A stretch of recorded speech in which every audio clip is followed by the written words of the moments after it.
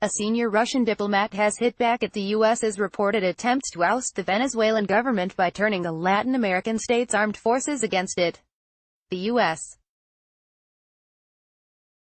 has recognized National Assembly head Juan Guaidó's claim to the presidency since the opposition leader declared himself interim leader last month, challenging the position of Venezuelan President Nicolás Maduro, a close partner of Russia. President Donald Trump, who has already rolled out sanctions against Maduro, has reiterated that all options are on the table when it came to ousting the socialist leader, including military action. Reuters then published a report Friday citing a senior White House official who claimed that the U.S. was still having conversations with members of the former Maduro regime, with military members, although those conversations are very limited. Responding to these remarks on Monday, Director of the Russian Foreign Ministry's Latin America Department Alexander Shchetin condemned what he called unheard of interference in the affairs of a foreign state, warning that officials in Washington were only thinking about it as it applies to themselves in comments carried by the state-run TASS Russian news agency. Members of Venezuela's Bolivarian National Armed Forces march with national and military flags during a training exercise coinciding with the bicentennial Angostura Congress at the Guaycaipuro Fort, Miranda State, February 10. Venezuelan Ministry of People's Power for Defense that same day, Shchetin and participated in an International Affairs Committee meeting of Russia's upper house of parliament on the subject of Venezuela.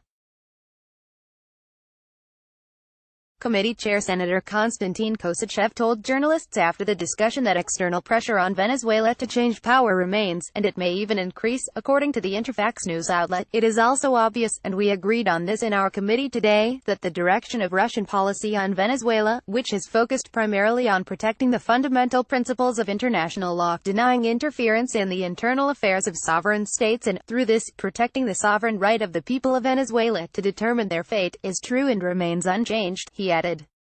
The U.S.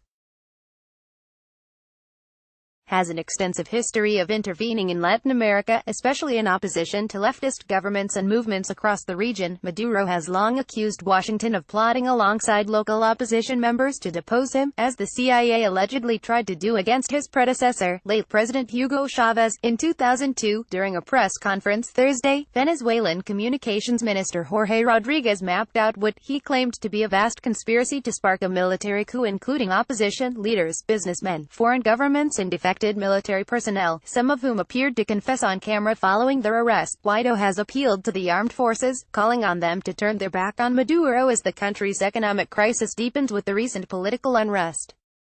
Venezuelan opposition leader Juan Guaidó, left, appears at a gathering with supporters, while Venezuelan President Nicolás Maduro, right, delivers a speech at a military ceremony in Caracas, Venezuela, on January 10. The political crisis has polarized the international community.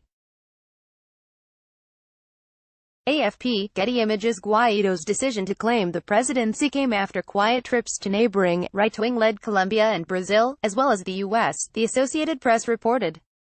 He sought to capitalize on growing protests against the Venezuelan government as Maduro began his second six-year term amid a backdrop of unprecedented hyperinflation and crime rates, major shortages of essential goods and services, and persistent accusations of election fraud and human rights abuses.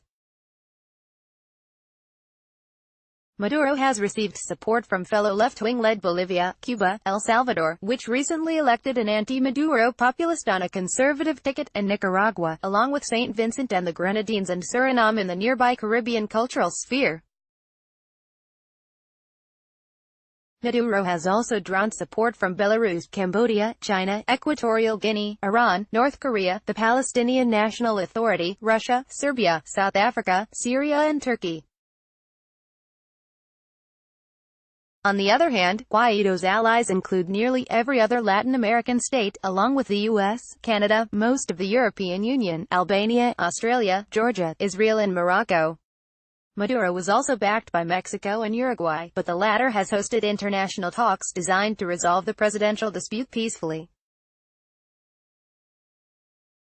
In a situation reminiscent of the international standoff that followed the 2011 rebel and jihadi uprising in Syria, where the U.S. sponsored opposition fighters against a government later backed by Russia. Washington and Moscow have introduced rival resolutions in the United Nations.